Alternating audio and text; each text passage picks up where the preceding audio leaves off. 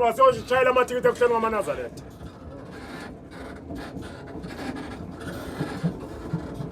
Inhlungu lento ngoba sisesikhathini sabantu abafundile. Ofana bangaba bayihlukanisa into ehle nento embi. Baba ngaba bayihlukanisa. Akufanele thina sizosimnyama kuthiwa sihlukene phakathi. Kunabantu abakhonza abanye oThixo, kunabantu abakhonza abanye oThixo. Bana sonke thina kuthiwa silandela unyazi. Sonke njengoba sigcwelele ecoach. Akekho umuntu othi cha mina uShemba ngimazi. Akekho umuntu uShemba ngimdingi. Kona zasho ave ngibenyanya meze bakhulume bathi lo muntu wabuNkulunkulu. Ngiyahlupheka ngoba lo Shemba esikhuluma ngayo sikhuluma ngoNkulunkulu ophilayo. Esingambiza manje aphendule. Asikhulumi ngento thina okuthiwa koshona ilanga koze kube kusasa. Emveni kwalokho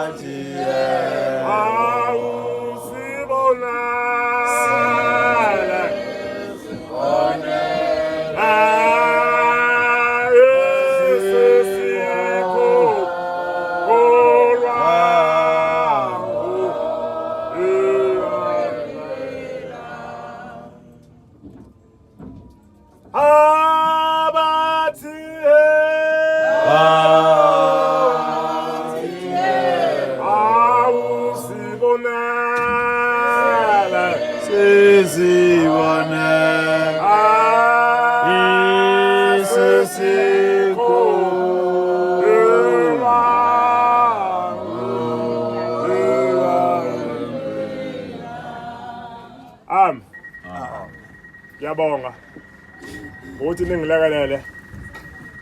Angazi lutho uShembe kuphela owaziyo. Amen. Mina nje ngumuntu wasemhlabeni. Othi ngehlala nje ngokhohle ukuthi bengikhuluma indaba kaShembe mengehlala ngehla khona. Ngoba ngiphila emhlabeni onabantu. Ngiphila emhlabeni onabantu abangashintshi. Ngoba nala siyakhona.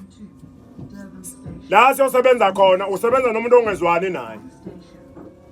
Ngempela mothi uyabheka koze kube nini usebenza nomuntu ongezwani naye. Omuntu ngempela futhi abakhulumisani. Noma beyodla noma behleli besebenza.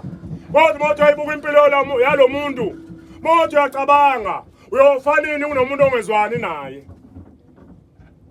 yini esehlula abafowethu mangabe singaboni ngasolinye sihlale phansi siyilungise inkulumo yethu mfowethu asizwani lana la asiyilungise le nkulumo khona sokwazi ukuphila impilo yethu iqhubeke phambili ngoba ungezwani namhlanje sinabazali bethu abangabuyi nokubuya bazokhuluma kithi ukuthi ekuhambeni kwabo kwabanjani ngengizwe nje abantu bacha uhambe kahle usibanibani sidlile inyama sadla akusho ukuthi ukudla umuntu uhambe kahle kodwa ekupheleni kosuku ekupheleni kwalo 3 days fana abuye umuntu azokhuluma ukuthi indlela yakhe benjani njengoba etshale utshalo uhamba kanjani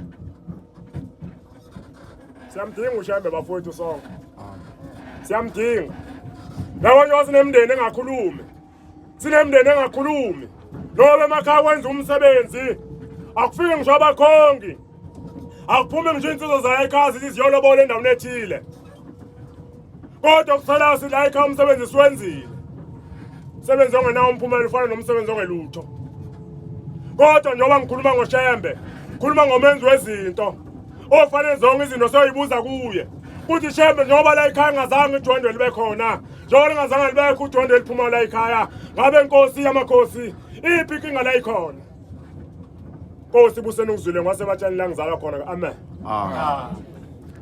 ngiyayikhetha